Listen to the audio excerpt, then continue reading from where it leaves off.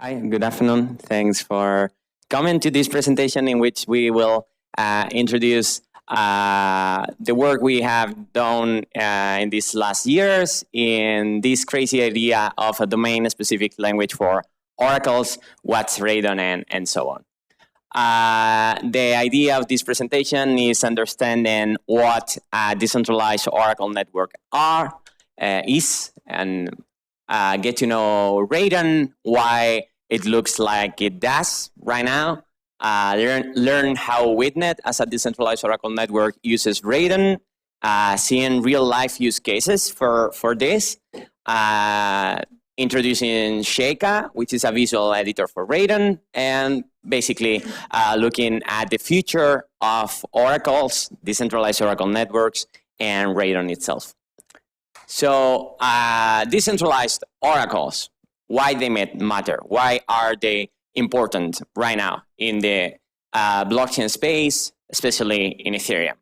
So you have probably heard a lot about the Oracle problem. It's 2020. I don't need to explain it anymore, I think. But, you know, it's basically marketing mambo jumbo. There's no formal definition for what the Oracle problem is, nor for what an Oracle is at all. So everything you need to know for the scope of this talk is that smart contracts are deterministic. They need to be deterministic because they are executed in all the nodes in the network, in the Ethereum network, at the same time, and the result of the transformations they apply on the global world state of the Ethereum virtual machine as a world computer need to be the same. Yet the internet and data that you find in APIs, in any online data source, is not deterministic. So the way to deal with that, in the case of Ethereum, they made the decision to build a huge firewall between the smart contracts and the outside world. That makes sense because you can, in that way, you're not polluting contracts with indetermination. But then if you want to introduce data from the outside, you need to do some sort of centralized data input. You, as the creator of the smart contract or someone that is allowed to do so, will need to introduce data, which obviously breaks the tamper resistance and the censorship resistance properties of smart contracts, which are the properties why we are using smart contracts in the same place and why we're here after all. So the question is, how do you build determinism without introducing centralization? The solution from our standpoint, it's a decentralized Oracle network, decentralized standing for something that is tamper and censor resistant and completely permissionless, unless, at least in the same degree that Ethereum itself is or Bitcoin itself is. An Oracle, by Oracle we mean that is some sort of entity, something, someone acting as an information relay, bringing information into the contracts, and also as a determiner or a decider, let's say, something that reduces the indetermination and leaves you with a single data point that you can feed into your contract securely. And then when we're talking about a network, it's a pool of workers, a pool of nodes that are independently run, and from which we will draft, we will select, we will sample Oracle committees in an predictable and secret way, okay? So the main idea here is that decentralized networks are all about splitting power, and so that no one can tamper with the data that we are feeding into the contracts, and that we don't have a single point of failure, which is what we're trying to avoid with using blockchain technology. So why are we talking about a DSL, domain-specific languages for oracles, specifically for decentralized Oracle networks? Basically because when you require determinism, when that's a need for you, you necessarily need to deal with things that need to be processed in an explicit way. So that there needs to be only one interpretation on how to deal with the data, okay? So human languages, of course, will not work. You cannot say, like write a query that says, what's the weather like today in Paris? That's perfect for Cortana or Alexa or whatever. But for an Oracle network, that's simply not okay because it's open to contestation. People can argue on what's the meaning of weather, what's the meaning of today, because at what time does today start or finish, what's Paris, is some neighborhood Paris or is it not? There are many open questions. So most programming languages, things like high-level programming languages and so on, the problem with them is that they offer too broad semantics. They are great for expressing other kind of software, any other kind of software, but for very simple data processing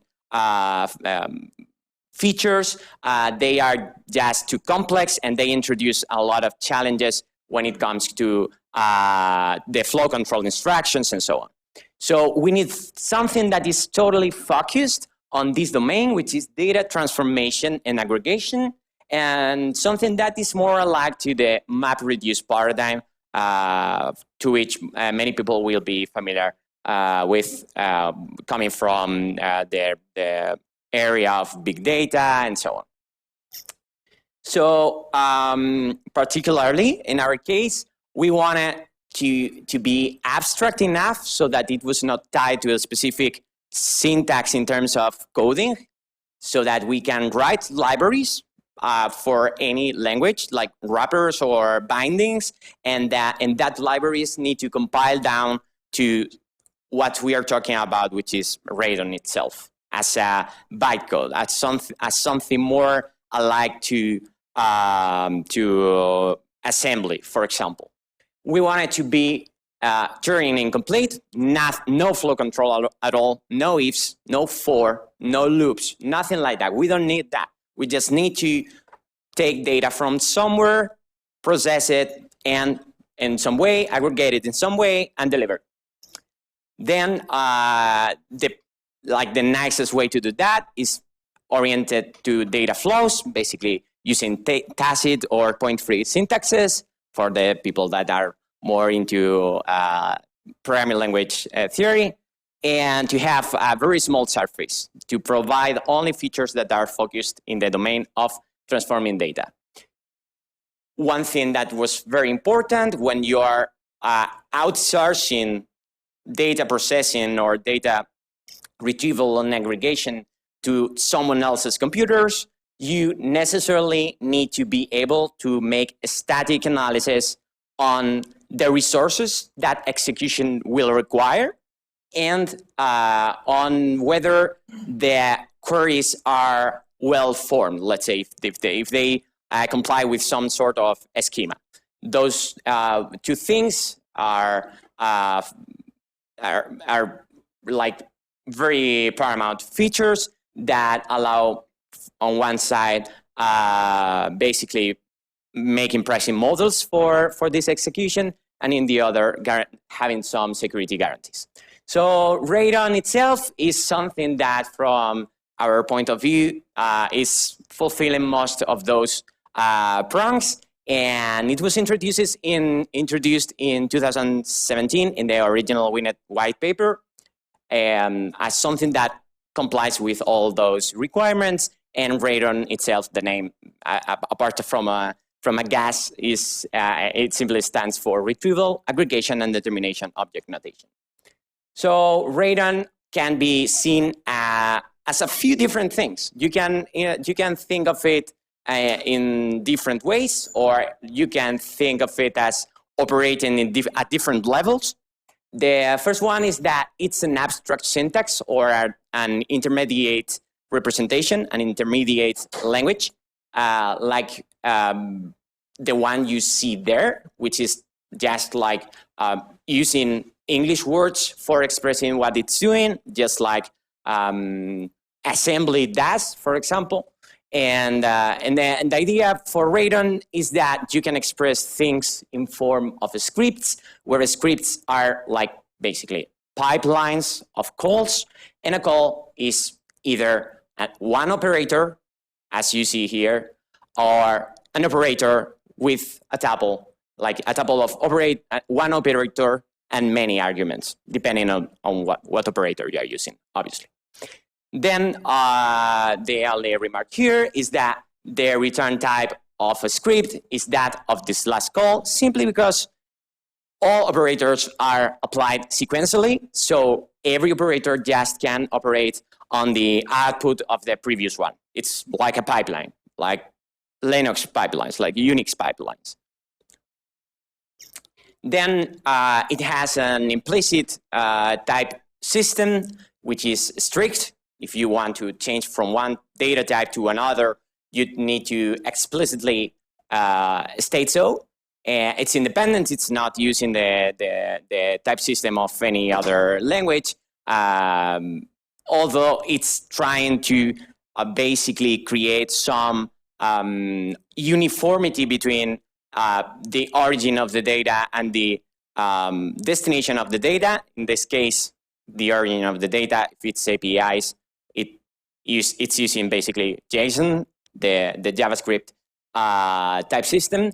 And if you are delivering it into Solidity, you need to deal with the type system of Solidity. So the types are typical ones, but the idea is that if you start with a particular data type and you apply an operator for which you know the output types, you can basically reconstruct the whole chain of types, and that you can do that statically before even having to deploy the request or anything.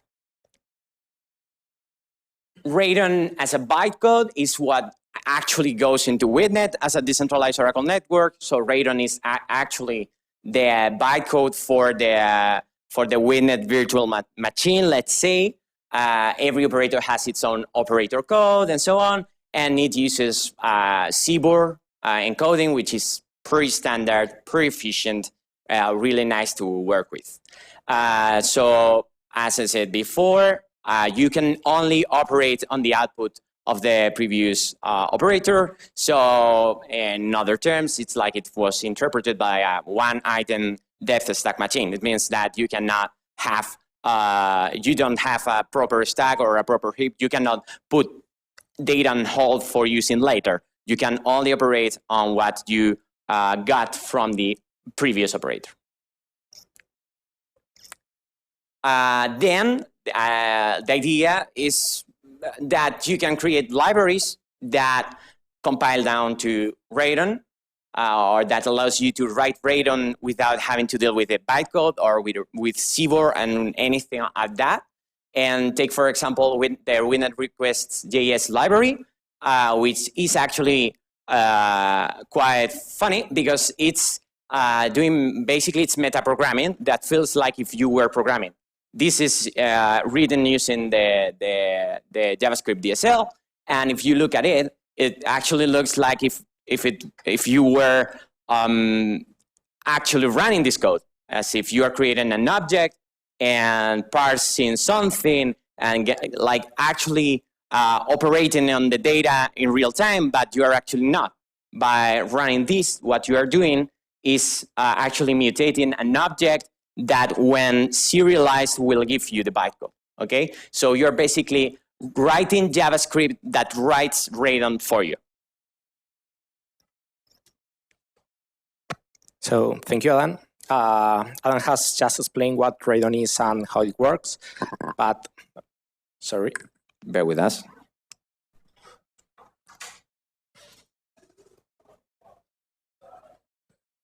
Well, as I said, Adán has explained what RADON is and how it works.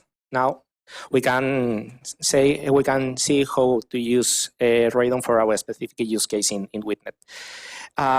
Basically, WithNet has a request lifecycle that we need to review to explain how RADON fits. Here, basically, WithNet is a decentralized Oracle network and has a pool of nodes that we call witnesses. And those nodes are randomly selected via a cryptographic sortition mechanism that uses verifiable random functions. Well, the first step here is the data request step, where the random selected nodes will perform a specific task. Then with the data, they will commit a secret commitment. And there they will reveal the value to avoid nodes to copy each other. Finally, they will go through the tally states where they will run a consensus algorithm, and we will get data to be used that can be used in a smart contract. And we use RADON for one of these stages, and we will use many source scripts. We will use many source scripts to avoid a single point of failure in the network, and then we will use just an aggregation function, and then we will use a tally functions that are pretty similar than the aggregation ones, but they are run by mining nodes. And the requests are highly tuned. We can tune a lot the request.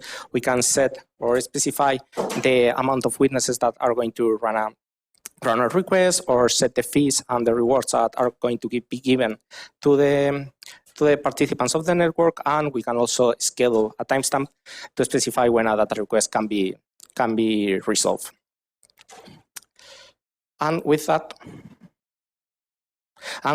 we can see a full example of how what is the full cycle of a data request. If we, for instance, if we will choose the number of witnesses, they will be randomly selected, and each of those nodes will run they will fetch the data from the different URLs that we specify.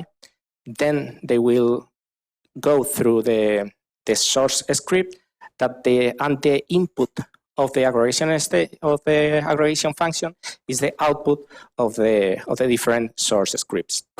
Finally, for the witness nodes, they will publish the secret commitment, and then they will reveal the value. Finally, the miner nodes will take the value given by the witnesses. They will merge this data running the tally script, and they will publish into a block. Basically, here we are converting undetermined data into determined data that can be used in a smart contract. And now the question is, how can we use RADON in other blockchains, not just the Witnet one? How can be used, for instance, in the Ethereum network? We have a smart contract that needs data.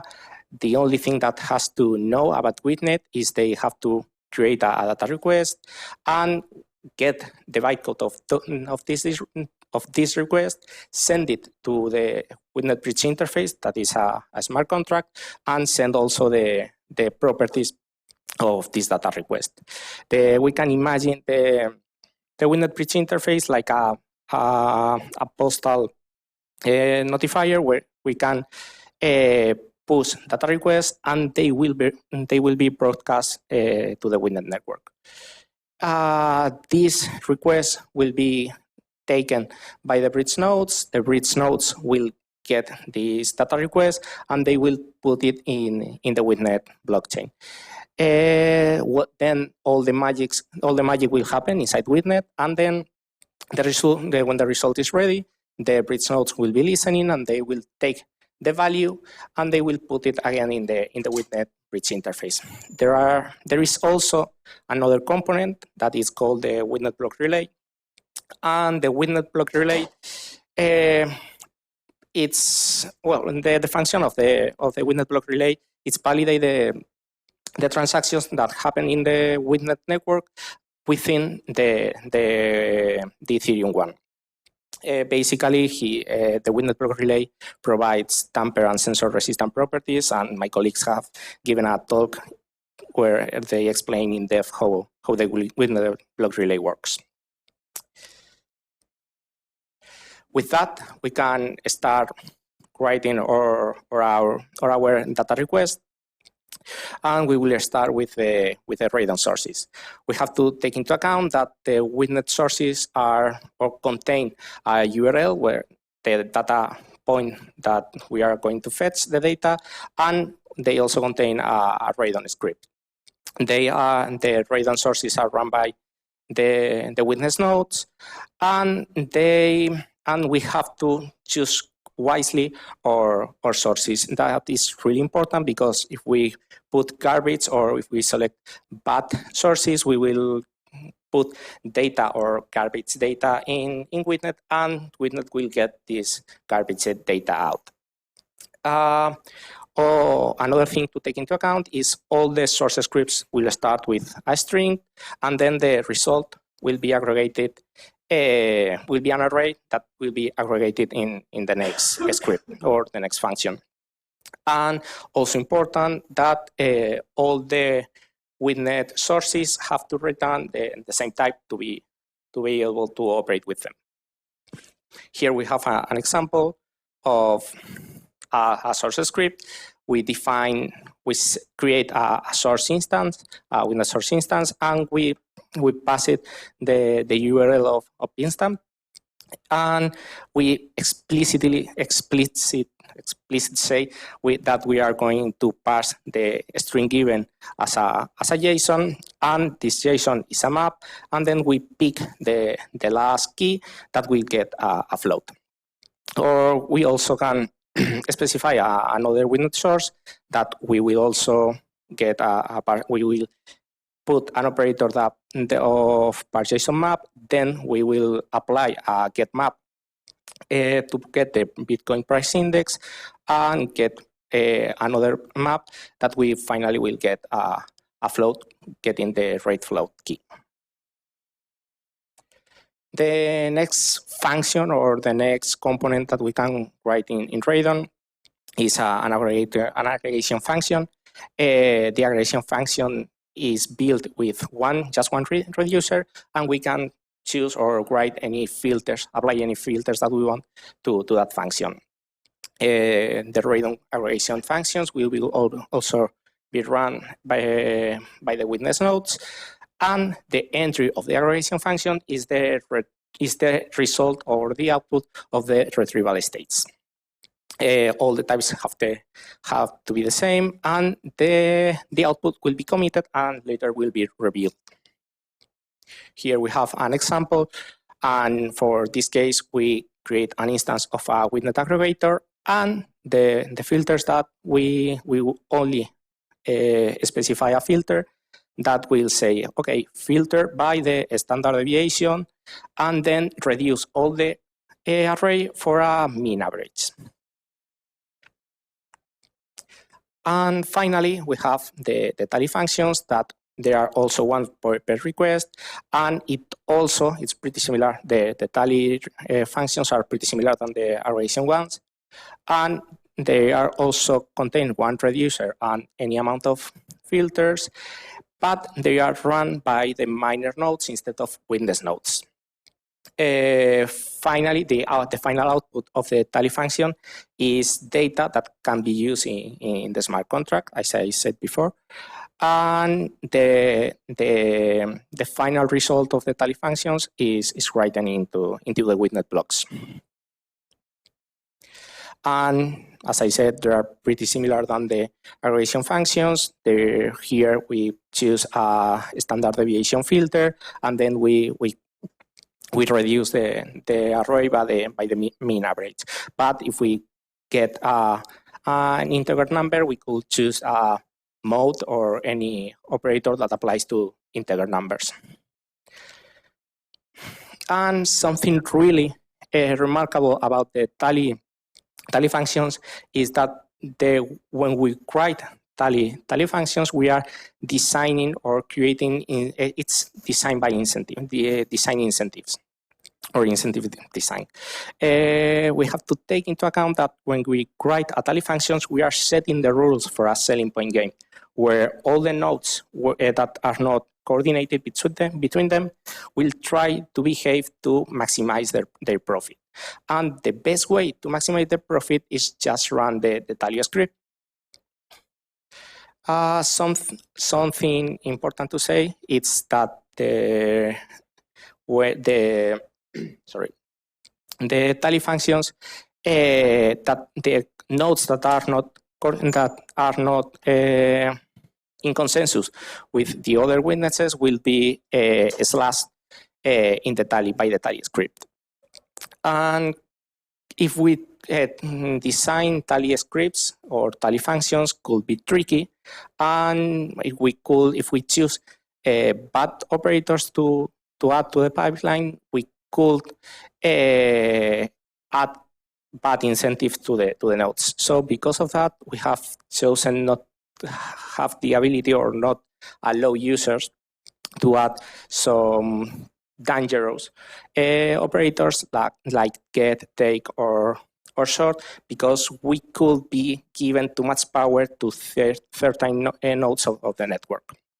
But this is, as I said, this is extremely easy to get with static analysis, and we can't apply these operators with the RADON library.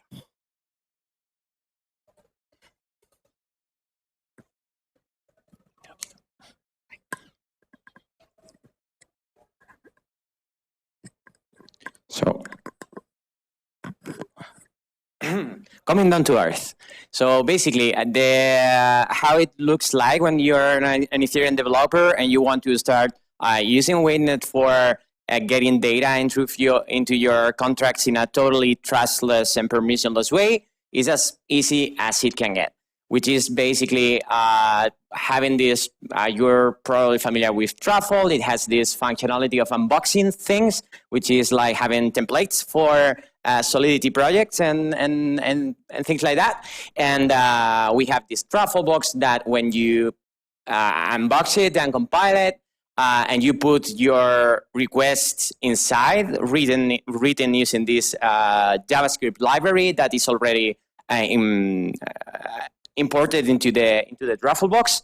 When you compile it, what it will generate is something like this. For example, this is an example that we built for getting the result of a football match, and your JavaScript will be compiled down into RADON, then serialized using the WaitNet binary compact format, which looks something like that, and the Truffle box creates a Solidity contract around it, wrapping it, so that you can simply say, okay, that's there. I don't actually care how it looks like. The important thing is that I can create a contract that simply imports that contract, that Solidity contract, and you instantiate a request object, which is a capability that your contract automatically gets by simply saying that your contract is using WaitNet by inheritance.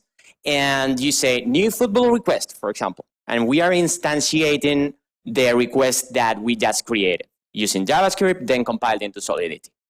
When we do that, we already have this request object. We can reuse requests. That's why it is like a two steps thing.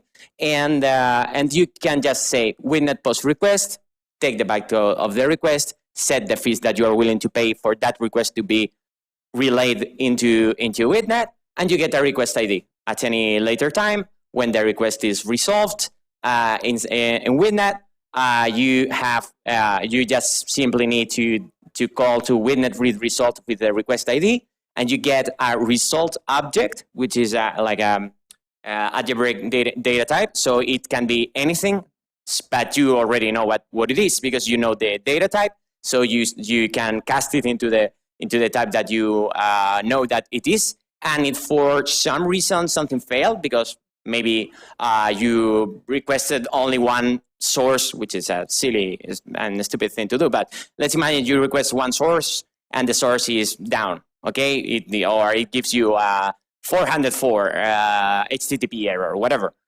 Instead of getting a valid result, you will get an error that you can handle. And you will get also an error message that you can log using the emit thing of Solidity and so on. So one other thing that the Truffle box does for you, so that you don't have to actually deal with all the WinNet tooling, is writing the migrations for you.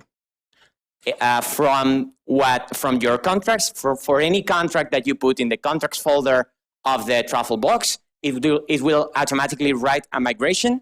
And if it's using WinNet or basically importing WinNet or receiving anything related with WinNet as part of the constructor, it will put it there. If it detects that your constructor is receiving an address and an integer, it will also put a placeholder for those arguments. For example, in this case, it has detected that it's receiving the address of the WBI of the WinNet Bridge Interface contract, so it automatically puts it there, so that you don't need to actually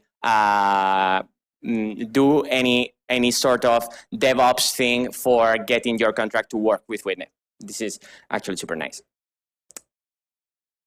So one thing that we are especially excited about is something that Thomas has been especially working on, is Sheikah, which is a visual editor for RADON. I will be by your side so that we don't need to pass the mic. And well, basically, we are excited to announce or to present you Sheikah, that is a visual editor to compose data requests.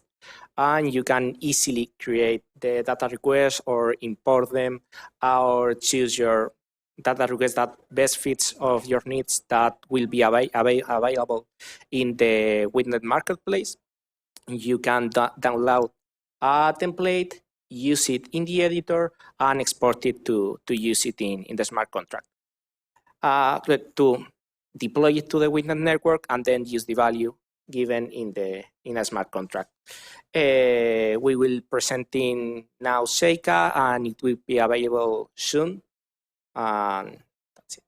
Yeah, sorry that it's not a live demo because we are using Linux and we didn't know that the room doesn't allow using Linux because it uses some crazy Belgian technology that we were not aware of.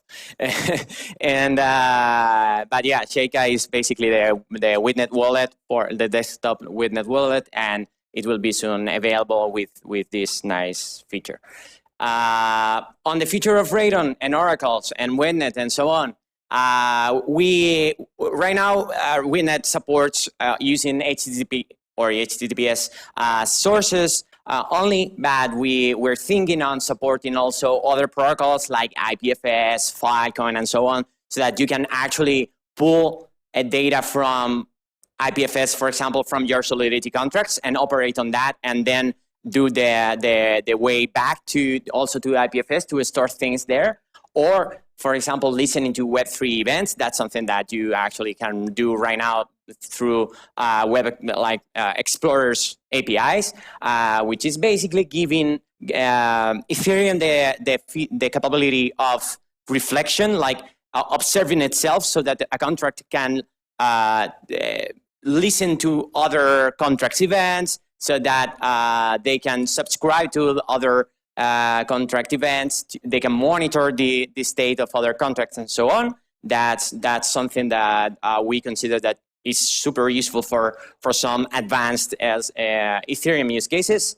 And also we could think of at some point supporting authenticated APIs, but that's something that it's quite challenging indeed, and we prefer not to tackle just yet. Then one thing that we're working on is optimizing how the bytecode is serialized and compressed, simply because this nice feature of CBOR in which small numbers are more efficiently codified. We can leverage that and map and offset our opcodes to smaller ones, so that you can save up like up to 50% of the bytes, as in the example. Maybe one thing we can do also is like trying to detach RADON from WITNET, because RADON is the best thing we came with at this point for the use case that we had when designing the WITNET protocol. But we think that it could be also useful for other domains, like for a start, other oracles, obviously, but also for scrappers, which is something similar. At the end of the day, a decentralized Oracle network is alike to a botnet that you can hire for scrapping things, basically. And also ETL tools, which are tools that are used in banking and many other industries for migrating data from one database into another and things like that. And with this generalization, we could come maybe in the future with higher order RADON in which you can bring your own operators. Because right now, the RADON only supports a closed set of data types and a closed set of operators, but that's something that could be perfectly thought of. So just to avoid a classical question that we get often when mainnet, okay. So actually, WITNET is on testnet right now. WITNET is, as you know, it's a separate chain that is side chained to Ethereum through this bridging scheme that Thomas explained. So it's right now side chained to Rinkeby and Goerli. You can actually use it from those two Ethereum testnets. It's totally ready to play with it. You have the truffle box, is super nice. We will also be creating other tooling and support for other developer tools other than Truffle. And right now, all the Solidity code and all the part also of the WITNET node itself, which is written in Rust, is undergoing audits and stress testing and so on. And expected mainnet launch is for in a few months, so around early next quarter. Nothing else for today. Thanks a lot. Feel free to reach at any point with any questions, suggestions that you may have, and so on. I don't know how we are on time, but if someone has some doubt, if we didn't explain something properly, please shut up. Sorry, not shut up.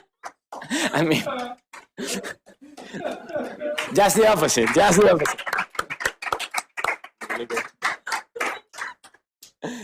Sit down. Yeah, thanks so much for the presentation. I'm just curious, in your data types, I'm thinking if this is going to be useful for financial use cases. Floating points are not going to be sufficient. You're going to need to have like big decimal kind of types. Is that something that you're thinking about supporting in a future version? That's a great question and a great insight indeed. Floats are super tricky. They are more or less standardized as of today, but the support for them is lacking sometimes. We know we don't have floats in Solidity, so we are left with fixed precision numbers. In the case of RADON, how is it implemented right now in the interpreter in Rust is using F64, so you have you get the idea of the precision that you have. That may or not may be enough for some use cases, but that's something that can be worked. But then when you get it in Solidity, it's totally up to the user to have it as just multiply it by some power of 10 and get an integer. That's one option. That's the typical thing that Ethereum Solidity developers do right now, from what I've seen. And but the other way is that you can actually, with the current tooling and the current using Witnet library integration, there's like a data structure for floats that preserves all the precision that actually comes from Rust, and you can deal with that in a fine-grained manner, but it's not that convenient to work with, obviously. Right. Yeah. I guess my question was more like floats themselves, even 64-bit ones, still remove some precision. So you might want precise numbers, so like actual decimal numbers, not floating points, if you're going to do like financial kind of things. If I had to do that today and I required full guarantee on that, I would totally go with the bytes and use a serialization method that I know for sure that will preserve all the precision. Yeah, totally. Any other questions? Thanks for your question.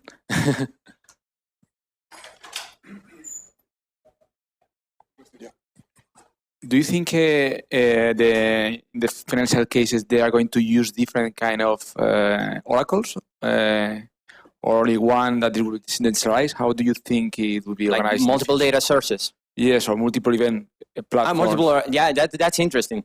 Yeah, that's something that we are actually, like, when in many cases when we talk to users. We try to make them realize that that if you are using Witnet, you're not tied to Witnet in any way. That you can use it in parallel to other Oracle solutions, more or less decentralized, or with different security or liveness trade-offs, and that's perfectly fine. And that's even maybe the smartest thing to do.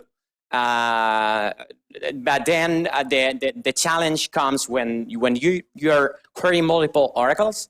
First, you need some way to query them through a common interface. That's something that we're working on right now through an organization that is called the Alliance of Decentralized Oracles, where we are working together with Teller, with EthCC, and with other projects in the space for coming with that standard. And we are drafting an EAP for standardizing that. And the other thing that you need to deal with is obviously aggregation. You need to do aggregation inside Solidity. So then you need to write aggregations using Solidity. So you are subject to the same challenges as we said before. You are using a language that is maybe too rich for expressing that sort of things. And there are many different examples for medianizers and for things like that. They have, again, many open challenges, many security issues that arise when, for example, when you're using the median, you are not actually stacking up the security of the multiple oracles. You are putting them in parallel. And in theory, by compromising one, you can manipulate or deviate the median by one position. And if you compromise two of them, you can actually decide the final result, because you can use one for selecting what's the median and the other for reporting actually that value. So, so it's basically, that's something that right now could make a lot of sense. In the long term, I could argue that you're trying to replicate Witnet inside Ethereum, and that's something that it's defeating the point, because you're basically one foundational idea behind Witnet is to bring these Oracle capabilities to Ethereum without being a burden to Ethereum, without hiring gas prices and so on, without having to compete with the transactions of the protocols themselves.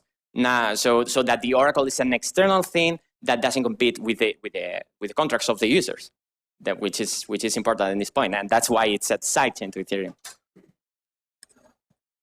I also have a quick question. Do you think one single source of data can ever be a decentralized oracle? For sure, there's a clear point of failure there. Someone could argue that could be enough if the API you are querying is the is operated by the same entity as if the smart contract is being operated by. But then what the heck? Why are they using a smart contract? You're again trusting a single entity. Yeah. So I'm not sure. I'm not sure if there's an actual case for a single data source. That's just too easy to break. And the more if you are doing things that like some people are doing, we are seeing some people do, which is like operating, for example, open price fit. Basically having contracts that in their public state, they are publishing some data point that is queried through an Oracle or anything similar.